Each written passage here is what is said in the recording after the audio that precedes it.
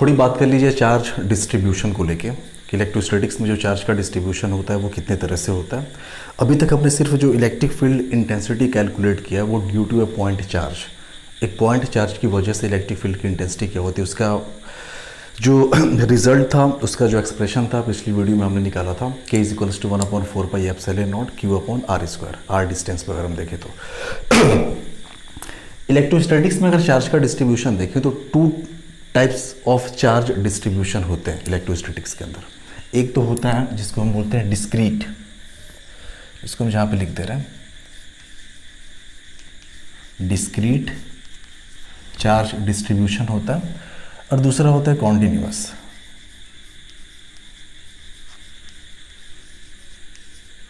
ये charge distribution और ये भी चार्ज डिस्ट्रीब्यूशन।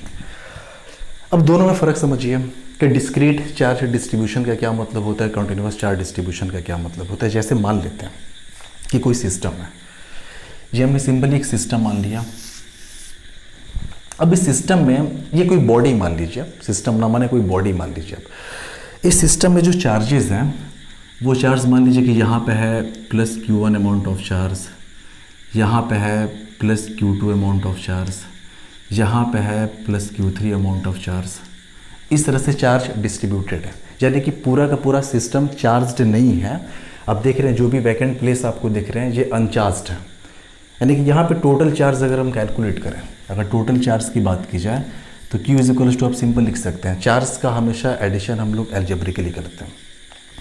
ये चार्ज के प्रॉपर्टीज़ में हमने बताया था। Q आप लिख सकते हैं, यहाँ से हो जाएगा Q1 plus Q2 plus Q3।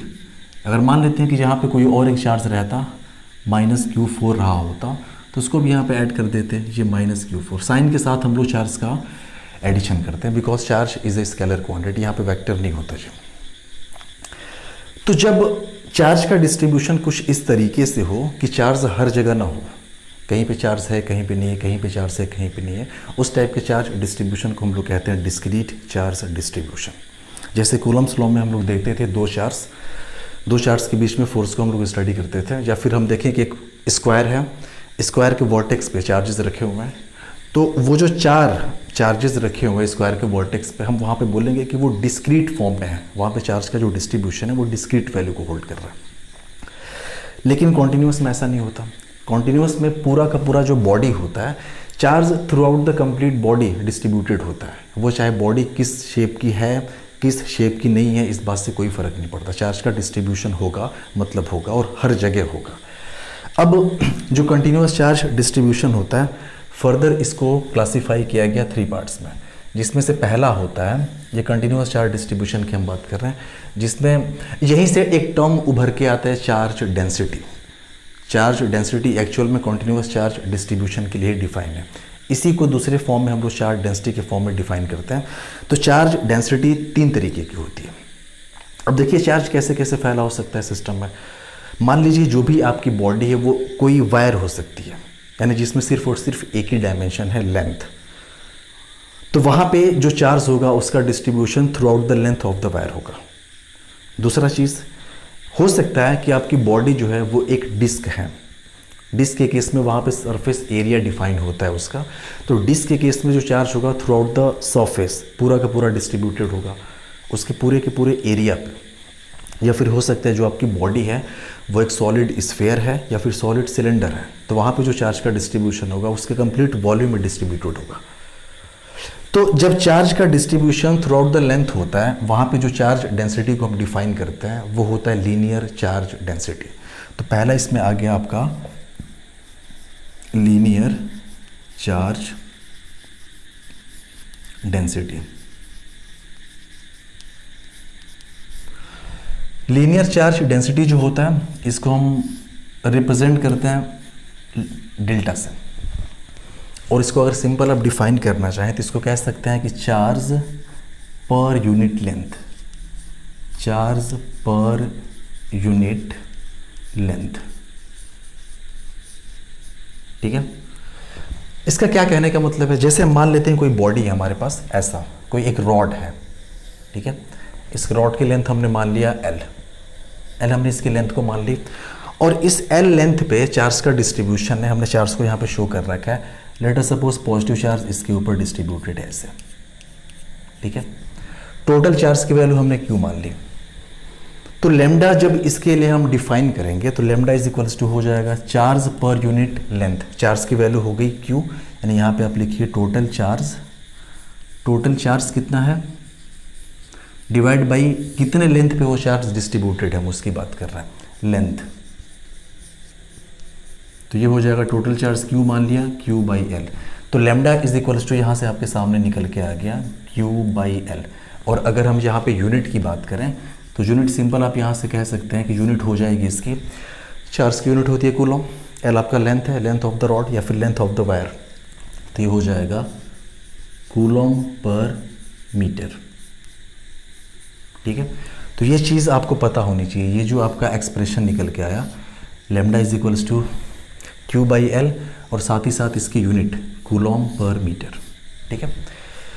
एक बात और, चार्ज का डिस्ट्रीब्यूशन ज़रूरी नहीं कि यूनिफॉर्म हो सकता है कि चार्ज का जो डिस्ट्रीब्यूशन है, चार्ज डेंसिटी जो है, हो सकता है कि वो एक कोऑर्डिनेट का फंक्शन हो सकता है कि यहाँ पे जो चार्ज का डिस्ट्रीब्यूशन है, फिलहाल तो हमने यहाँ पे यूनिफॉर्म दिखा रखा है, हमने ये मान रखा है कि चार्ज जो है यूनिफॉर्मली डिस्ट्रीब्यूटेड है, ना कहीं पे ज़्यादा ना कहीं पे कम, हर जगह चार्ज की डेंसिटी इक्वल है, बराबर है। उस केस में ये एक्सप्रेशन निकल के आता है।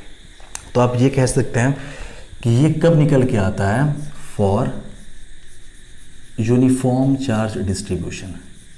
अगर आपका यूनिफॉर्म चार्ज डिस्ट्रीब्यूशन है, यूनिफॉर्म चार्ज डिस्ट्रीब्यूशन। लेकिन अगर चार्ज का डिस्ट्रीब्यूशन नॉन यूनिफॉर्म है, नॉन यूनिफॉर्म कहने का मतलब सपोज कह रहे हैं थोड़ा सा कोऑर्डिनेट सिस्टम में हम इसकी बात कर रहे हैं। जैसे हमने मान लिया कि यही जो आपका लेंथ है, चलिए इसी को हम आगे कंटिन्यू कर रहे हैं, इसी लीनियर चार्ज डेंसिटी को हमने मान लिया कि ये जो रॉड है, रॉड जो हमने दिखा रखा था, ये रॉड हमने ऐसे मान लिया, हमने मान लिया कि ये एक्सिस है, कोऑर्डिनेट एक्सिस है, ये हो गया हमारा वाई एक्सिस, इधर हमने एक्स एक्सिस ले रखा है, इसका मतलब कि ये जो भी होगा ये ओरिजिन होगा। हो सकता है कि ये कह दें कि जो लेमडा है, इसके लिए जो लेमडा की वैल्यू डिफाइन है, वो लेमडा जो है वो फंक्शन है, फंक्शन ऑफ आर है, और बोल देगा R is the distance from the origin. यहाँ पे बोल देगा कि if lambda is the function of R, जहाँ पे बोल दें हम कि आर जो है डिस्टेंस फ्रॉम द ओरिजिन है, where R is the distance from origin, और कुछ ना कुछ रिलेशन गिवन होगा जहाँ पे लैम्डा और आर के बीच में। इसका कहने का मतलब सिंपल सा ये है ना कि जो चार्ज का डिस्ट्रीब्यूशन है वो यूनिफॉर्म नहीं है, जो हमने वहाँ पे दिखा रखा था ना कि हर जगह चार्ज यूनिफॉर्मली डिस्ट्रीब्यूटेड है। हो सकता है कि यहाँ पे चार्ज का डिस्ट्रीब्यूशन यूनिफॉर्म नहीं है, कन्फर्म यूनिफॉर्म नहीं होगा चार्ज का डिस्ट्रीब्यूशन। हो सकता है कि चार्ज शुरू में बहुत ज़्यादा हो सकता है कुछ इस टाइप का आपके सामने एक्सप्रेशन हो कि चार्ज जब आर की वैल्यू इंक्रीज हो रही है तो चार्ज का जो डिस्ट्रीब्यूशन है, वो चार्ज की जो डेंसिटी है वो डिक्रीज होती जा रही है। जैसे जैसे ओरिजिन से हम दूर जाएंगे, हो सकता है कि चार्ज जो है उसकी जो डेंसिटी है वो डिक्रीज होनी शुरू कर दे। उस केस में जब हम लेमडा को डिफाइन करेंगे तो हम क्या करते हैं, हम ये वाला एक्सप्रेशन वहाँ पे यूज़ नहीं कर सकते, क्योंकि this is only valid for uniform charge distribution. यहाँ पे हम क्या करेंगे, एक छोटा सा एलिमेंट चूज़ करेंगे। हमने मान लिया कि यहाँ से लेकर यहाँ तक का जो एलिमेंट है, इसकी जो लंबाई है ये हमने मान लिया DL, ठीक है। ये लेंथ अगर बहुत छोटी है तो हम ये मान सकते हैं कि इस पॉइंट से लेकर इस पॉइंट के बीच में चार्ज का जो वेरिएशन हुआ होगा बहुत ज़्यादा नहीं हुआ होगा। ऐसा नहीं कि यहाँ पे जो चार्ज है और जो यहाँ पे चार्ज है उन दोनों में बहुत ज़्यादा फ़र्क होगा लेकिन माइन्यूट डिफरेंस होगा। तो उस चीज़ को हम कांस्टेंट मान सकते हैं। हम ये मान सकते हैं कि नहीं, यहाँ से लेकर यहाँ तक का जो चार्ज है वो चार्ज डिस्ट्रीब्यूशन कांस्टेंट है, और हमने मान लिया कि यहाँ से लेकर यहाँ तक का जो हिस्सा है जो आपका DL लेंथ का दिखाई दे रहा है, इस पे जो चार्ज की वैल्यू वो हमने मान ली DQ। उस केस में हम लेमडा को डिफाइन करेंगे। यहाँ पे आप कह सकते हैं कि लेमडा इज इक्वल्स टू हो जाएगा DQ ओवर DL। तो ये फॉर्मूला जो है आपका निकल के कब आया, जब चार्ज का डिस्ट्रीब्यूशन आपका नॉन यूनिफॉर्म था, ठीक है ना। For non uniform distribution of charge, for non uniform distribution of charge, ठीक है। तो ये तो लीनियर चार्ज डेंसिटी की हमने बात कर ली कि जब चार्ज का डिस्ट्रीब्यूशन लीनियरली हो, सिर्फ लेंथ वाइज हो। सेकेंड नंबर पे आता है जो चार्ज डेंसिटी टर्म्स होता है, सेकेंड नंबर पे आता है सरफेस चार्ज डेंसिटी। जो हम बात कर रहे थे ना कि मे भी हो सकता है कि एक कॉइन हो सकता है कि बॉडी किसी डिस्क की शेप की, हो सकता है बॉडी कोई शीट हो, कोई रेक्टेंगुलर शीट हो, कुछ भी हो सकता है। या हो सकता है कि बॉडी जो हो वो स्फीयर की सरफेस हो, सिर्फ कंप्लीट एक हॉलो स्फीयर है, सिर्फ उसके सरफेस की बात हो रही है, चार्ज सिर्फ सरफेस पे फैला हुआ है। तो जब भी चार्ज किसी सरफेस पे फैला होता है वहाँ पे हम टर्म डिफाइन करते हैं सरफेस चार्ज डेंसिटी। तो जहाँ पे आ गया आपका सरफेस चार्ज डेंसिटी।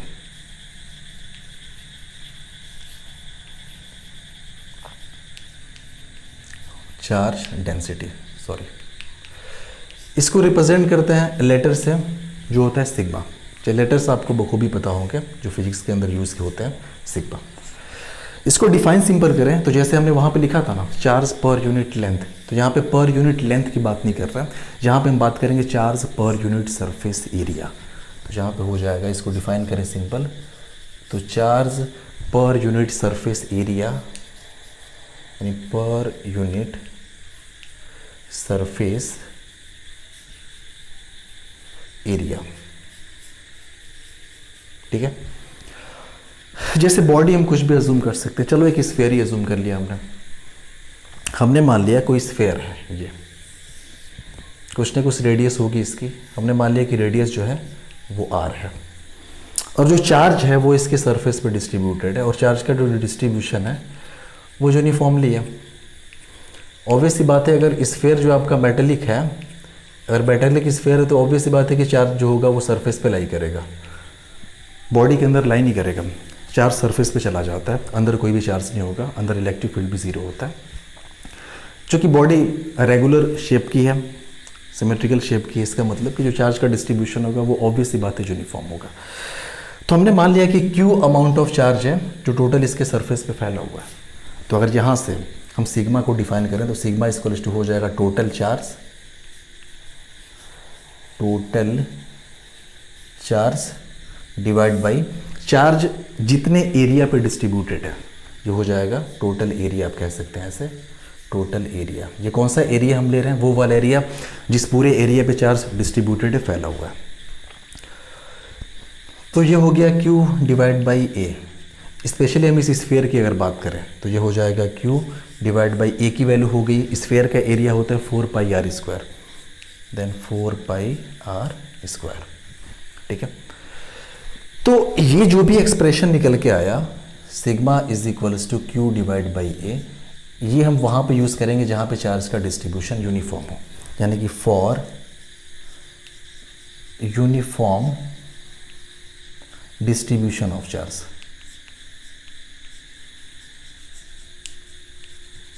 सिमिलरली जैसे हमने यहाँ पे किया है ना कि अगर जो चार्ज डेंसिटी है वो चार्ज जो है, चार्ज का जो डिस्ट्रीब्यूशन है वो अगर यूनिफॉर्म नहीं है, नॉन यूनिफॉर्म है, यानी सरफेस पे हर जगह चार्ज की डेंसिटी अगर अलग अलग है, उस केस में हम इसको यूज़ नहीं कर पाएंगे।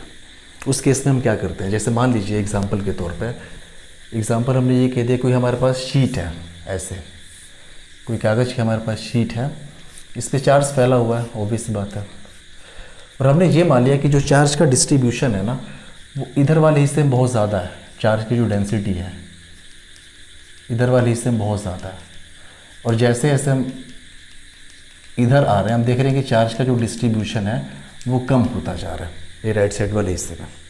तो यहाँ पर आप ये कह सकते हैं कि चार्ज का डिस्ट्रीब्यूशन नॉन यूनिफॉर्म है। इसका मतलब हम ये वाला फॉर्मूला तो यूज़ कर नहीं पाएंगे, तो हम क्या करते हैं, यहाँ पे एक छोटा सा एलिमेंट चूज़ करते हैं। हमने मान लिया कि एक छोटा सा एलिमेंट है और इस एलिमेंट का जो एरिया है हमने मान लिया dA, और जो इस पर चार्ज है वो हमने मान लिया dQ। ठीक है, तो यहाँ से सिग्मा आपका डिफाइन हो जाएगा dQ डिवाइड बाई dm। ठीक है, जैसे वहाँ पे dQ बाई dl आया था, यहाँ पे dQ डिवाइड बाई dA आ जाएगा। ऑब्वियस ही बात है, यहाँ से लेकर यहाँ तक ये चार्ज का जो डिस्ट्रीब्यूशन है बहुत ज़्यादा वैरी नहीं करेगा, क्योंकि एरिया हमने बहुत ही स्मॉल ले रखा है, इसलिए हम इस वाले फॉर्मूले को इस वाले फॉर्म में यूज़ कर पा रहे हैं। ठीक है, हमने इसमें चार्ज कितना मान लिया dQ, एरिया इसका कितना मान लिया dA, तो फिर लैम्डा को सिग्मा को डिफाइन कर सकते हैं dQ ओवर dA। अगर यूनिट की बात की जाए तो आप यहाँ से साफ साफ देख सकते हैं इसकी यूनिट कितनी हो जाएगी, चार्ज की यूनिट होती है कूलम, नीचे आपका एरिया है तो ये हो जाएगा कूलम पर मीटर स्क्वायर। तो ये यूनिट आपको पता होना चाहिए। तो ये यूनिफॉर्म डिस्ट्रीब्यूशन ऑफ चार्ज के लिए है, और ये किस लिए है? Non uniform distribution, non uniform distribution के लिए। ठीक है, तो दो चीज़ें हमने यहाँ पे देखी, लीनियर चार्ज डेंसिटी और साथ ही साथ सरफेस चार्ज डेंसिटी और उसका एक्सप्रेशन। एक और होता है जिसको हम सिंपल चार्ज डेंसिटी भी कहते हैं, या फिर उसको बोला जाता है वॉल्यूम चार्ज डेंसिटी। थोड़ा सा उसको हम लोग देख लेते हैं। आई होप कि आपको समझ में आया होगा, इसका आप स्क्रीनशॉट ले सकते हैं।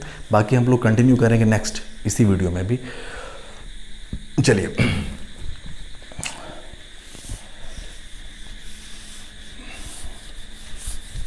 बात करने जा रहे हैं हम लोग वॉल्यूम चार्ज डेंसिटी की।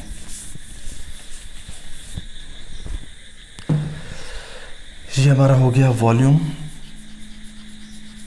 Charge density. ठीक है, थर्ड, यानी कि जब charge through out the body, यानी 3 डायमेंशनली पूरी तरह से फैला होता है किसी बॉडी के अंदर, जैसे आपका सॉलिड स्फीयर हो गया नॉन कंडक्टिंग, या फिर सिलेंडर हो गया सॉलिड, जिसमें जो चार्ज है पूरे के पूरे उसके वॉल्यूम में फैला हुआ है, उस केस में वॉल्यूम चार्ज डेंसिटी डिफाइन होता है। और इसका जो रिप्रेजेंटेशन होता है, इसको हम रिप्रेजेंट करते हैं रो लेटर से। ये रो हो गया। तो इसको डिफाइन करना हो तो सिंपल आप कह सकते हैं कि चार्ज पर यूनिट, क्योंकि चार्ज का डिस्ट्रीब्यूशन पूरे वॉल्यूम में हो रहा है, तो charge per unit volume is called volume charge density. तो जैसे हमने देखो स्फीयर का एग्जांपल वहाँ पे लिया था ना, हम मान लें कि हमारे पास कोई स्फीयर है, स्फीयर ले लो सिलेंडर ले लो कोई फ़र्क नहीं पड़ता, ये आर रेडियस का है। हमने मान लिया सॉलिड है ये, ठीक है, ये हमने क्या ले लिया, ये हमने ले लिया सॉलिड स्फीयर, सॉलिड स्फीयर है। ठीक है, अब ये मान लें कि पूरा का पूरा जो चार्ज है through out it's complete volume distributed है, हर जगह है चार्ज। ऐसा नहीं कि चार्ज कहीं पे है नहीं, कंटिन्यूसली हर जगह डिस्ट्रीब्यूटेड है। और पहला इसमें हम ये मान लें कि चार्ज का जो डिस्ट्रीब्यूशन है वो यूनिफॉर्म है, यानी कहीं पे चार्ज की डेंसिटी ना कम ना कहीं पे ज़्यादा। उस केस में सिंपल अगर रो को हमें डिफाइन करना पड़े तो आप लिख सकते हैं कि rho is equals to total charge, और वो टोटल चार्ज कहाँ फैला हुआ है, टोटल चार्ज डिवाइड बाई ये पूरे वॉल्यूम में फैला हुआ है, तो टोटल चार्ज अपॉन वॉल्यूम, ये कंप्लीट वॉल्यूम की हम बात करेंगे, यानी कि इसको हम लिख सकते हैं Q डिवाइड बाई V। अगर स्पेशली इस स्फीयर की हम बात करें तो ये आपका बन जाएगा Q divide by 4/3 pi R cube. अगर यूनिट की बात की जाए तो यूनिट आप देख सकते हैं यहाँ से निकल के आ जाएगा, यूनिट इसका हो जाएगा चार्ज का आपका कूलम, तो ये हो गया कूलम पर वॉल्यूम का मीटर क्यूब, तो यूनिट आपका हो गया कूलम पर मीटर क्यूब। और जो आपका मैथमेटिकल इसका एक्सप्रेशन निकल के आ रहा था वो निकल के आ गया sigma is equals to Q by V, यानी वॉल्यूम। ठीक है, इसमें भी यही चीज़, अगर चार्ज का डिस्ट्रीब्यूशन नॉन यूनिफॉर्म हो, ये तो एक्सप्रेशन निकल के आएगी इसके लिए for uniform distribution. Uniform distribution I hope अब तक आप समझ गए होंगे, मतलब चार्ज ना कहीं पे ज़्यादा ना कहीं पे कम, यूनिफॉर्मली डिस्ट्रीब्यूटेड है, हर जगह उसका जो मैग्नीट्यूड है पॉइंट टू पॉइंट सेम है। इसके बाद अगर नॉन यूनिफॉर्म हो तो देखो आप सिमिलरली हम जहाँ पे अगर ये कहें कि जो चार्ज डेंसिटी है ये फंक्शन ऑफ अगर पोजीशन है, मान लो कि हम कह दें कि सेंटर से R डिस्टेंस पे जो चार्ज डेंसिटी वो वेरी कर रही है। ठीक है, आप न्यूमेरिकल जब हम सॉल्व कराएंगे तो वहाँ पे ये चीज़ें बहुत बेहतर तरीके से समझ में आ जाएंगी। फिलहाल अगर हम यहाँ पे सिर्फ इतना बोलें कि इफ़ ये जो रो है is the function of R, और बोल दें कि R जो है ये है आपका डिस्टेंस फ्रॉम सेंटर। स्फीयर की बात करें इसलिए मैंने लिखा सेंटर ऑफ स्फीयर। उस केस में क्या हो जाएगा, उस केस में आपका रो हो जाएगा dQ डिवाइड बाई dV। ठीक है, जैसे हम लोग वहाँ पे कर रहे थे ना, छोटा सा एलिमेंट ले रहे थे, जहाँ पे हम छोटा सा एक सेक्शन ले लेंगे। हम क्या करेंगे, चार्ज का डिस्ट्रीब्यूशन अगर नॉन यूनिफॉर्म होगा, जैसे मान लो कि ये स्फीयर हमने मान लिया, चार्ज का डिस्ट्रीब्यूशन नॉन यूनिफॉर्म है, तो हम क्या करते हैं कि एक छोटा सा पतला सा कहीं पे स्ट्रिप एज्यूम कर लेते हैं। यहाँ से x डिस्टेंस पे हमने क्या किया, एक छोटा सा स्ट्रिप dx विड्थ का एज्यूम कर लिया, ये इसको जो विड्थ है हमने क्या मान ली, dx मान ली। कुछ ना कुछ इसका वॉल्यूम भी होगा, एरिया इसका हो जाएगा जो भी एरिया मल्टीप्लाइड बाई जो इसका वॉल्यूम निकाल सकते हैं हम सिंपल, यहाँ पे इस स्ट्रिप का वॉल्यूम जो निकालना होगा, इसके वॉल्यूम को हम मान लें कि ठीक है इसका वॉल्यूम आपका है dv। न्यूमेरिकल में काफ़ी सही से समझ में आएगा, अभी हम रैंडम केस ले रहे हैं इसलिए इसके बहुत ज़्यादा डिटेल में जाने की ज़रूरत नहीं है, सिर्फ हमें ये समझना है कि कैसे यहाँ पर निकल के आ रहा है जी। तो अगर इसका वॉल्यूम आपका dv हमने ले लिया, इस पर चार्ज की वैल्यू जो है वो हमने मान लिया dq, तो ये आपका हो जाएगा, यहाँ से लिख सकते हैं rho is equals to dq over dv। तो ये होगा for non distribution of charge, ठीक है। यहाँ पे हम लिखते हैं जी किसके लिए वैलिड है, for non distribution of charge. तो यही सब है, जो चार्ज डेंसिटी होती है 3 टाइप्स की, वो यही होती है। चार्ज डिस्ट्रीब्यूशन 2 तरह से हो सकता है, डिस्क्रीट हो सकता है, कंटिन्यूस हो सकता है। कंटिन्यूस में जो 3 तरीके होते हैं वो हमने बता दिया। तो ये आपके लिए जानना ज़रूरी इसलिए है क्योंकि अब हम लोग बात करेंगे ऐसे सिस्टम की, ऐसे बॉडीज़ की जिसमें जो चार्ज का डिस्ट्रीब्यूशन होगा वो कंटिन्यूस होगा। जैसे एक रॉड हो गया, डिस्क हो गया, रिंग हो गया, स्फेयर हो गया, सिलेंडर हो गया, ये सारी चीज़ें, ठीक है। तो फिलहाल ये आपको समझ में आया होगा, आशा करता हूँ कि अगर कोई दिक्कत हो तो आप कमेंट करिए, उसके बारे में फिर बाद में देखा जाएगा। Thank you.